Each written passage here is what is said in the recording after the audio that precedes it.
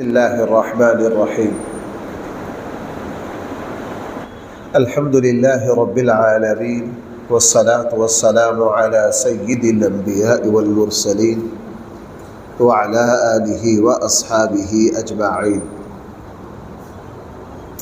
أما بعد، فأعوذ بالله من الشيطان الرجيم. بسم الله الرحمن الرحيم. وقالوا أإذا ضللنا في الأرض أإنا لفي خلق جديد بل هم بلقاء ربهم كافرون. قل يتوفاكم ملك الموت الذي وكل بكم ثم إلى ربكم ترجعون. صدق اللہ مولانا العظیم. وقالوا، کافروں نے کہا، اَإِذَا ظَلَلْنَا فِي الْأَرْضِ، جب ہم زمین میں غل مل جائیں گے، گل سڑ جائیں گے، زمین میں مکس ہو جائیں گے، اَإِنَّا لَفِي خَلْقٍ جَدِيدٍ، کیا ہمیں دوبارہ پیدا کیا جائے گا، ہمیں جدید تخلیق دی جائے گی؟ بھلا یہ کیسے ہو سکتا ہے؟ اللہ تعالیٰ نے فرمایا، بل ہم بلقاء ربہم کافرون، بلکہ وہ اپنی رب کی ملاقات سے انکار کرتے ہیں۔ قرآن کی اس آیت سے یہ سمجھ میں آیا کہ کافروں کو بھی اتنی سمجھ ہے کہ جو اللہ گرمی سے سردی، سردی سے گرمی، موسم بہار سے خزاں، خزاں سے بہار، اور جو اللہ انسانی جوہر سے انسان کو پیدا کر سکتا ہے، وہ اللہ دوبارہ بھی پیدا کر سکتا ہے۔ لیکن یہ جیسے ہوتا ہے نا کہ کبوتر جو ہے بلی کو دیکھ کے آنکھیں بند کر لیتا ہے، اصل میں یہ مرنے کے بعد کی ذمہ داریاں اٹھانے کے لیے تیار نہیں۔ دیکھیں میری بات سنیں، یورپ ہے نا، یورپ نے نکاح کا تقریباً انکار کر دیا۔ کیوں؟ نکاح کے بعد بہت ساری ذمہ داریاں مرد کو اور عورت کو اٹھانی پڑتی ہیں۔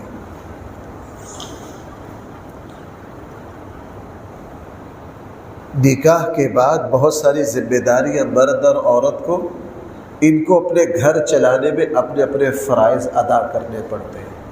اولاد کی تعلیم اور تربیت۔ انہوں نے اس کا حل یہ نکالا کہ نکاح کو اتنا مشکل بنا دیا کہ اس وقت یورپ کی 40، 45، 55% آبادی جو ہے وہ نکاح کو چھوڑ چکی، اور ان کو جان کے اس طرف لایا گیا تاکہ ذمہ داریاں نہ اٹھانی پڑے۔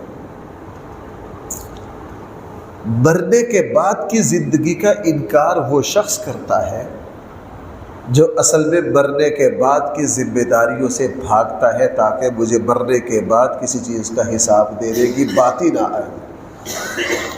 ایک مومن، ایک مسلمان، اس کو اس کا 100% شعور ہے کہ میں نے مرنے کے بعد اپنی زندگی کا سارا حساب اللہ کی بارگاہ میں پیش کرنا ہے۔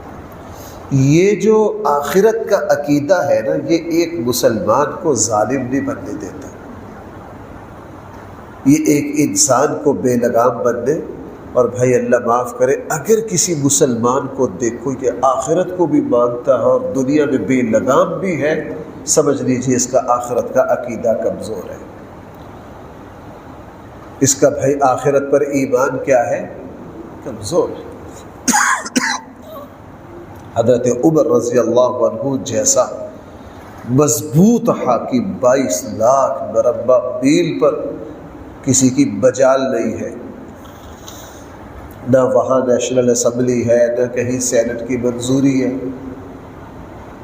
جو بالمومنین نے آرڈر دے دیا بھائی وہ کیا ہے؟ وہ قانون ہے۔ لیکن اس کے باوجود اتنا انصاف علامہ سید سلمان ندوی سے غالباً کسی انگریز پروفیسر نے سوال کیا تھا کہ جس مطلق العنان بادشاہ سے کوئی پوچھنے والا نہ ہو وہ ظالم بنتا ہے. آپ عرب حکمرانوں کو دیکھ لیں نا. ساگر صاحب انہوں نے آرڈر جاری کر دیے کہ امام پیچھے ہوگا, مقتدی آگے ہو گئے, نماز ہو رہی ہے. کسی کی مجال یعنی میں امام اور برآمدے میں کھڑا ہوں گا, آپ سارے کدھر ہو گئے؟ حال میں نماز ہو جائے گی, ہو رہی ہے حرم میں. ابھی ہم نے ساری نمازیں اسی طرح پڑھی. امام جی امام برآمدے میں اور پورے مطاف میں صفے ہیں. امام پورے مطاف میں کھڑا ہی نہیں ہو رہا. آرڈر ہے, کوئی پوچھنے والا نہیں. میں سمجھا شاید امام احمد بن حنبل کی یہ رائے ہو. چاروں ائمہ کی رائے یہ ہے کہ امام اگر مقتدی اگر امام سے آگے نکل گئے تو نماز. پھر مجھے خیال آیا کہ یار جب میں 12 میں اللہ مجھے پہلے یہاں لایا, مسجد نبوی میں پہلے جہاں امام کھڑا ہوتا تھا باہر کے صحنوں کی جو صفیں ہیں نا وہ امام سے پیچھے رکھی جاتی تھی. میں نے خود یہ دیکھا ہے. پھر میں نے 2-4 دوستوں سے پوچھا کہ میں کہا ہو سکتا ہے مجھ سے غلطی ہو. انہوں نے کہا جی بالکل ایسے تھا. اب کیا ہے, اب مسجد نبوی کے جو باہر کے صحن ہے نا روضہ رسول سے آگے آخر تک صفیں لگا دی. امام کھڑا ہے اور پیچھے امام سے آگے 15 صفحے کیا ہو رہی ہے, وہ پوچھنے والے ہیں. اس طرح کے دسیوں کام ہیں. 11 اور 12 کو بھائی ذرا میری بات سمجھنا, میں اسی آیت پر 11 اور 12 کو شیطان کو کنکریاں مارنی ہے زوال کے بعد. امام ابو حنیفہ رحمہ اللہ چاروں ائمہ کی رائے یہ ہے, چونکہ قرآن و سنت میں صحیح احادیث میں یہ ہے کہ 11 کو بھی 12 کو بھی شیطان کو کنکریاں مارنی ہے. جی کس وقت؟ زوال کے بعد. زوال سے پہلے نہیں مار, ہاں پہلے دن مار سکتے. لیکن سعودی حکومت نے آرڈر جاری کر دیے 3 دن فجر کے بعد جب چاہو کنکریاں مارو. اور میں عزیزیہ جہاں ٹھہرا ہوا تھا مجھے 3 بڑی جامع مسجدیں لگتی تھی, چھوٹی نہیں, 2-2 3-3 ایکڑ کی. اور وہاں جامع ام القریٰ کے بڑے بڑے پروفیسر درس کے لیے آتے تھے. وہ سب کو کہتے تھے بھائی دوسرے تیسرے دن فجر کے بعد جب چاہو کنکریاں مارو. ہم ان سے پوچھتے تھے کوئی حدیث, بس آگے سے جواب پتہ کیا تھا, لیس حرج. بس پوچھتے تھے کوئی اثر صحابی, لیس حرج. ان سے پوچھتے تھے کسی امام مجتہد کی رائے, آپ فقہ حنبلی پر عمل کرتے ہیں, امام احمد بن حنبل کی رائے ہو, لیس حرج. میں نے ان سے کہا آپ کے پاس بس ایک ہی دلیل ہے, کوئی حرج نہیں. کیوں؟ سعودی حکومت نے آرڈر جاری کر دیا, کوئی پوچھنے والا نہیں ہے. جو بندہ مطلق العنان ہوتا ہے, ہمارے یہاں دیکھ لیجئے جو حکومت تھوڑی سی پاورفل ہوتی ہے وہ بھائی بے لگام ہو جاتی ہے کہ نہیں. اب حضرت عمر رضی اللہ عنہ کسی کی مجالی نہیں پوچھنے کی, جو چاہے آرڈر کرے. لیکن دنیا حیرت زدہ ہے کہ یار اس شخصیت نے ایک چادر بھی, جب پوچھا جناب سب کی 2 سب کو 1 چادر بھی نہیں ہے, آپ کے جسم پر 2 چادریں کدھر سے آئی ہے؟ تو بجوے میں سے کس کو آواز دی؟ بیٹے کو, ابن عمر کو. حضرت عبداللہ بن عمر کو بلایا, کہا بیٹا ادھر آؤ, یہ لوگ مجھ سے پوچھ رہے ہیں کہ سب کو چادریں کتنی ملی ہیں, ہمارا تو پورا لباس باندھ نہیں سکا, آپ کی یہی 1 چادر اوپر ہے 1 نیچے ہے. تو عبداللہ بن عمر نے کہا جی 1 چادر مجھے ملی تھی, 1 ابا جی کو ملی تھی, میں نے اپنی چادر کس کو دے دی؟ اب ایسا مطلق العنان خلیفہ جس کو کوئی پوچھ نہیں سکتا, لیکن وہ 100% انصاف پر کھڑا ہے. کس وجہ سے؟ اس وجہ سے کہ حضرت عمر دعا میں رو پڑتے تھے اور پتہ کیا کہتے تھے, اے اللہ میرے اوپر جو خلافت کی ذمہ داریاں ہیں میں کل قیامت والے دن اس پر کوئی اجر نہیں چاہتا، اللہ اگر مجھے آپ برابر سرابر چھوڑ دینا میں اس پر راضی ہوں۔ کیا چھوڑ دیں؟ یعنی یا اللہ یہ جو میرے 10 سال خلافت کی ہے میں اس پر اجر نہیں، اگر میرا حساب آپ کی بارگاہ میں پیش ہو، نہ میرے ذمے کوئی گناہ ہو نہ اجر ہو، میں برابر سرابر چھوٹ جاؤں گا، پھر بھی کیا ہوں؟ میں راضی ہوں، میں راضی ہوں۔ اس لیے یہ احساس آخرت، اور بھائی جمعہ میں میرا یہی موضوع تھا، اس جمعہ میں کیا بات آپ سے عرض کر رہا تھا، اللہ سے ڈر کے اللہ کی نافرمانی سے اپنے آپ کو روک لینا، یہ کیا ہے بھائی؟ سب سے بڑا تقویٰ ہے۔ 2-3 سال پہلے میں فورا چوک ایک جگہ ایک ریڑھی سے ایک سامان لیا، سامان لے کے اپنا والٹ وہیں بھول گیا، اس میں کافی سارے پیسے تھے، مسجد کے بھی پیسے تھے، آگے چلا گیا، آگے ایک کام سے واپس آیا، 2 گھنٹے بعد یہ بھی خیال نہیں آیا کہ وہ جیب کے وہ کدھر چھوڑ دیا، اس ریڑھی کے پاس سے گزرا، اس نے زور سے آواز دی، مولوی صاحب ذرا، میں ایک دم ڈر گیا کہ پتہ نہیں میں اس سے میں نے پھل لیا، شاید میں نے پیسے نہیں دیے، میں اندر سے شرمندہ ہوا کہ مجھے لگتا ہے اس نے جو مجھے دوبارہ آواز دی ہے تو مجھے پیسے دینا بھول گیا۔ میں دوبارہ اس کے پاس آیا، میرے جیب میں ہاتھ ڈالا کہ شاید میں نے پیسے نہیں دیے، اس نے کہا مولوی صاحب اپنے سارے پیسے تو آپ ادھر بھول گئے، اپنے سارے پیسے تو اس نے میرے جیب کا جو والٹ ہے وہ نکال کے مجھے دے دیا۔ اس عمل کو آپ کیا کہیں گے؟ یہ اعلیٰ ترین تقویٰ ہے بھائی، یہ کیا ہے؟ اعلیٰ ترین تقویٰ ہے، یہ ہے تقویٰ۔ اب وہ بندہ اگرچہ ریڑھی پر کھڑا عامی سا بندہ ہے، لیکن اللہ اور قرآن و سنت کی نگاہ میں وہ متقی ہے، یہ وہ متقی ہے، ان اللہ یحب المتقین، جس سے اللہ کیا کرتے ہیں؟ محبت کرتے ہیں۔ اب اس کو اس چیز پر کس چیز نے آمادہ کیا؟ اللہ کے خوف نے آمادہ کیا، اس کے دین نے آمادہ کیا۔ تو قرآن کریم یہ کہہ رہا ہے کافر جو مرنے کے بعد کی زندگی کا انکار کرتے ہیں، اس انکار کی وجہ صرف یہ ہے کہ یہ اپنے اللہ کے سامنے کی حاضری کے منکر ہے۔ یہ انکار کیوں کرتے ہیں؟ تاکہ دنیا میں آزاد اور بے لگام رہے۔ اس لیے آگے قرآن نے فرمایا بل ہم، بلکہ وہ بلقاء ربہم کافرون، اپنے رب کی ملاقات کا انکار کرتے ہیں۔ قل، آپ ان سے کہہ دیجئے، یتوفاکم ملک الموت، تمہاری روح کو، تمہاری جان کو لیں گے ملک الموت، الذی وکل بکم، جن کو تمہارے اوپر مقرر کر دیا گیا ہے۔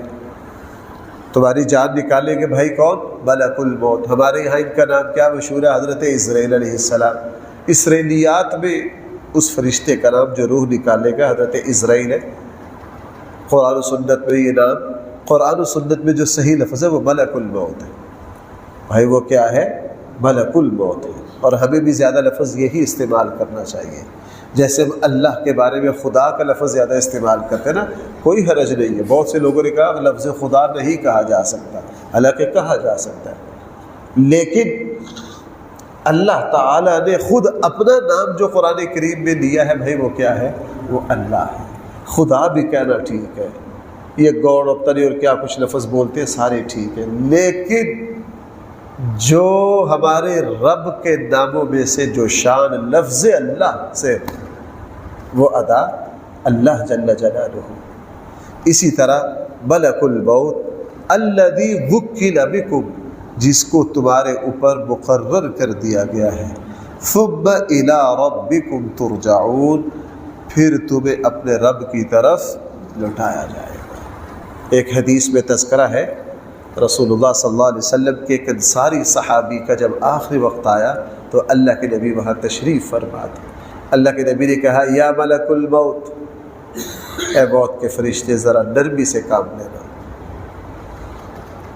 تو ملک الموت نے رسول اللہ صلی اللہ علیہ وسلم سے عرض کیا اللہ کے رسول، ہمیں تو جو حکم ہوا ہے ہم نے اس کو پورا کرنا،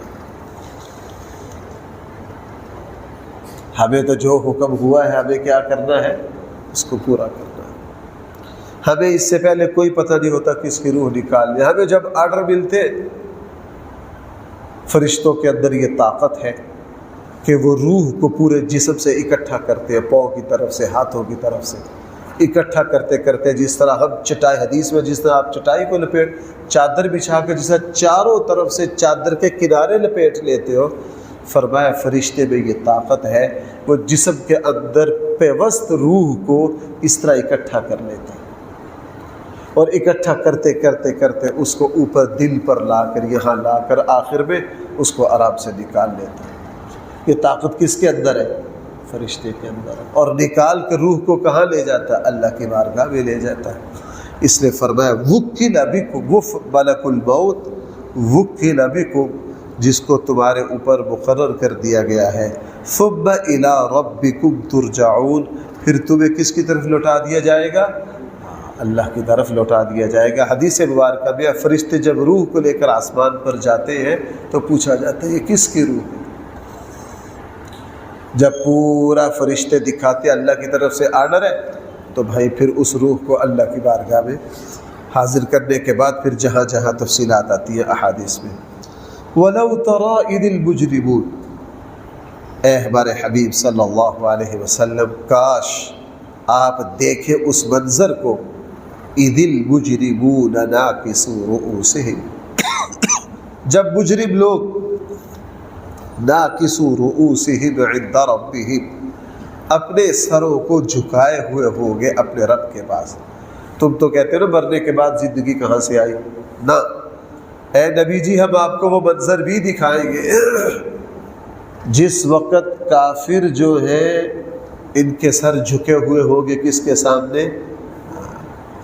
آپ تھوڑا سا اس بات کو تازہ کر لیجئے۔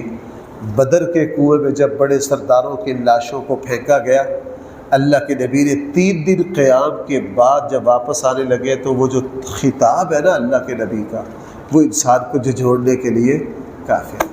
ہائے ہائے، اللہ کے نبی اس کنویں پر کھڑے ہوئے، نام لیا ایک ایک کا۔ حضرت عمر نے حیرت سے پوچھا اللہ کے رسول، یہ آپ کی بات سن رہے؟ حضور نے فرمایا ہاں سن رہے، او فلاں ابن فلاں، میں نے تمہیں بڑا سمجھایا تھا، او فلاں ابن فلاں۔ اللہ کے نبی نے 3-4 بڑے سرداروں کے نام لیے، بڑے سرداروں کے بھائی کیا لیے؟ نام لیے۔ اس لیے حضرت عمر بن عاص رضی اللہ عنہ فاتح مصر ہے، عظیم صحابی، جب ان کا انتقال ہوا تو اپنے بیٹے کو کہا کہ بیٹا جب مجھے دفن کرو، ایک اونٹ کو ذبح کرنا، کھال اتارنا، اس کے جسم کے ٹکڑے پیس کرنے میں جتنی دیر لگتی ہے اتنی دیر میری قبر پر کھڑے رہنا، اتنی دیر میری قبر پر کھڑے رہنا، میں تم سے انس حاصل کروں تاکہ میں فرشتوں کے سوالوں کا جواب دے سکوں۔ ہاں، یہ مرنے کے بعد کی جو اللہ معاف فرمائے، جہاں بھی آپ دیکھیں کہ انسان بے لگام ہے۔ میں نے زندگی میں ایک صاحب کو دیکھا جی، چودھری آدمی تھے، لوٹ مار کی بہت، اللہ نے پھر زندگی پلٹی، نیکی پر آئے، ایک ایک بندے کو تلاش کر کر کے اس کا حق واپس دیا۔ اس کا حق کیا دیا؟ ہر بندے سے معذرت کی۔ پہلے اللہ کے یہاں جواب دہی کا احساس نہیں تھا، اب جب احساس پیدا ہو گیا زندگی میں انقلاب آ گیا۔ ایک ایک بندے کو 4 دفعہ پوچھا، ایک ایک بندے کو کیا کیا؟ 4 دفعہ پوچھا۔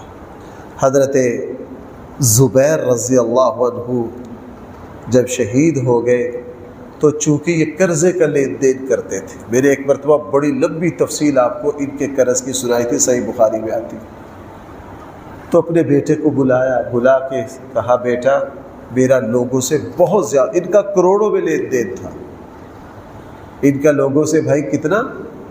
کروڑوں میں، بلکہ آج کے زمانے میں اربوں کا لین دین تھا۔ بیٹا میرا لوگوں سے لین دین ہے، میری فلاں فلاں جائیدادیں ہیں، ان کو پہلے بیچ کے میرا قرض دینا، شرعی وصیت کی، فوت ہو گئی۔ حضرت عبداللہ بن زبیر رضی اللہ عنہما نے فوت ہونے کے بعد پورے مکہ میں اعلان کیا، عربوں میں اعلان کیا، اپنے ابا کے قرض خواہوں کی لسٹیں بنائی، ایک ایک کو قرض دیا۔ جب سب کو قرض دے دیا تو باقی ان کی والدہ نے، سوتیلی ماؤں نے، بہن بھائیوں نے کہا اب تو جو باقی بچا ہے تقسیم کر دو. کہا نہ 3 سال موسم حج میں حاجیوں میں اعلان کروں گا، چونکہ ہمارے ابا کا لین دین پورے عرب سے تھا. 3 سال کیا کروں گا؟ موسم حج میں اعلان کروں گا. میرے ابا زبیر کا کسی نے کچھ لین دین تو نہیں. پہلے سال اعلان کیا، دوسرے سال اعلان کیا، تیسرے سال اعلان کیا. جب تسلی ہو گئی پھر جو بچا تھا اس کو ورثاء نے کیا کیا؟ بھائی یہ نمونے ہیں آخرت کے، اللہ کی بارگاہ میں جواب دہی کے احساس کے. اللہ تعالیٰ یہ کیفیت مجھے بھی عطا فرمائے، آپ کو بھی عطا فرمائے. قرآن کریم نے ارشاد فرمایا کاش آپ دیکھ لیں اذ اس منظر کو، المجرمون ناکسوا رؤوسہم، جب مجرم لوگ اپنے سر جھکائے ہوئے ہوں گے شرمندگی سے اپنے رب کے سامنے، اور کہہ رہے ہوں گے ربنا، اے ہمارے رب، ابصرنا، ہم نے سب کچھ دیکھ لیا ہے، وسمعنا، سب کچھ سن لیا ہے، فرجعنا نعمل صالحا، ہمیں واپس لوٹا دیجئے، ہم نیک عمل کریں گے، انا موقنون، بے شک ہم یقین کرنے والوں میں سے. اور قرآن کریم نے دوسری جگہ فرمایا اگر ہم ان کو واپس لوٹا دیں پھر وہی کچھ کر کے آئیں گے. پھر کیا کر کے آئیں گے؟ وہی کچھ کر کے آئیں گے. یہ اپنی روش سے باز نہیں آئیں گے. آگے اللہ تعالیٰ نے آخری بات، اللہ تعالیٰ نے فرمایا جس طرح ہم نے تمہاری شکل اپنی مرضی سے چاہی پیدا کر دی. اور بھائی یہ اشکال ہمارے پاکستان کے نا، یہ 3-4 سیکولر بنے پھرتے بے لگام سے میڈیا پر عجیب سوالات کرتے ہیں. جب بھی کسی صحیح بندے سے گفتگو ہوتی ہے تو 10 منٹ میں بھاگ جاتے ہیں. اب ان میں سے ایک بدبخت کے میں نے مجھے پورا اس کا پونے گھنٹے کا خطاب ایک صاحب نے بھیجا، میں نے سنا، اور پھر ایک عالم کے ہاتھے چڑھ گئے ایک چینل پر. 10 منٹ نے نکالے، ساری ہوا نکل گئی. وہ کیا کہہ رہے ہیں؟ وہ کہہ رہے یار اگر یہ جو دین، اگر اللہ کا وجود ہے، وہ تو اللہ کا انکار کرتے ہیں، اگر اللہ کا وجود ہے اور یہ اللہ کا دین ہے اور تم چاہتے ہو اللہ جو چاہے کرتا ہے تو اللہ تعالیٰ سب کو مسلمان کیوں نہیں بنا دیتا؟ اور آج بے دین لوگ کہتے ہیں جس طرح تم یہ کہتے ہو کہ ہم سب کی شکلیں بھائی کس نے بنائی؟ ہمارے ماں باپ کا انتخاب ہم نے خود کیا، اللہ نے کیا.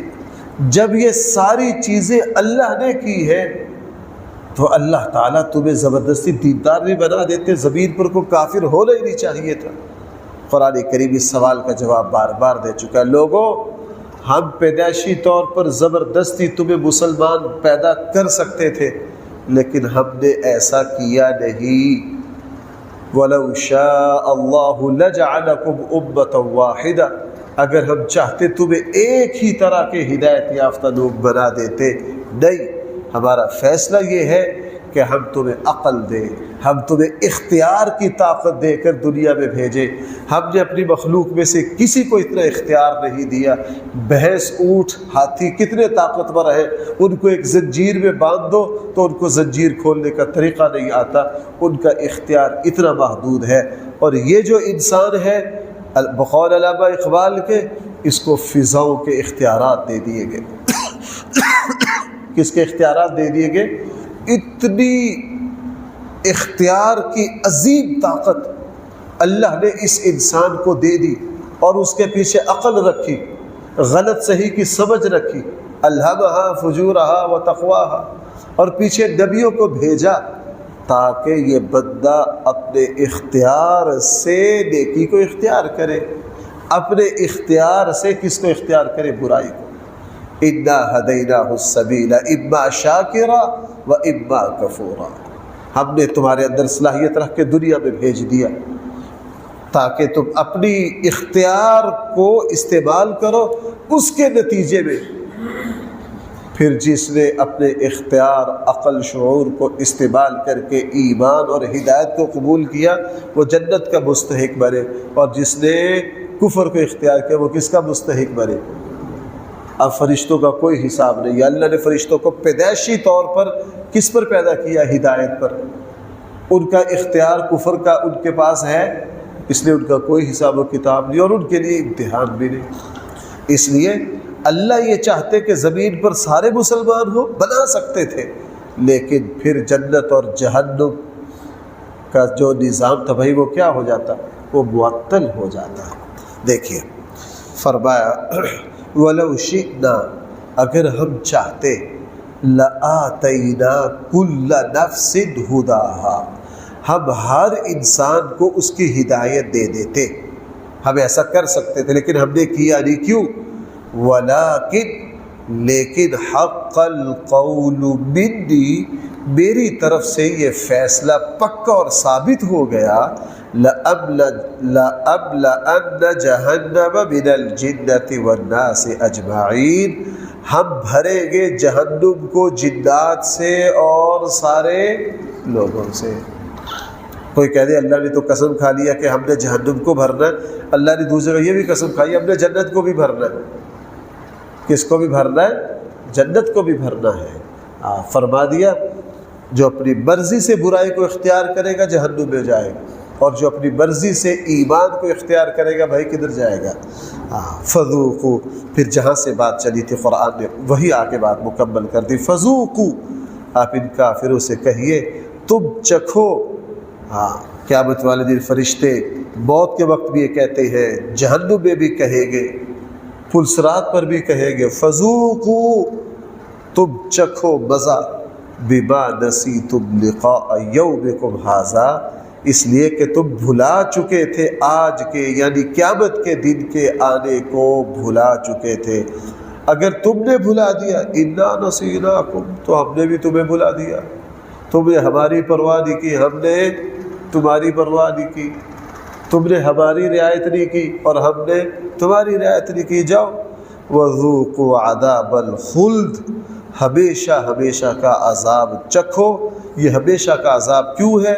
بما کنتم تعملون، تم دنیا میں ہمیشہ اس کفر پر ڈٹے رہنے پر راضی تھے، تو ہم نے تمہیں سزا بھی کون سی دے دی ہے؟ ہمیشہ ہمیشہ رہنے کی۔ اللہ تعالیٰ مجھے اور آپ کو صحیح فہم عطا فرمائے۔ اور بھائیوں، جمعے میں بعض باریک تفصیلیں میں چھوڑ جاتا ہوں۔ تقوی کا سب سے پہلا درجہ پتہ کون سا ہے جی؟ سب سے پہلا درجہ ایمان لانا۔ تو کیا کرنا؟ ایمان لانا۔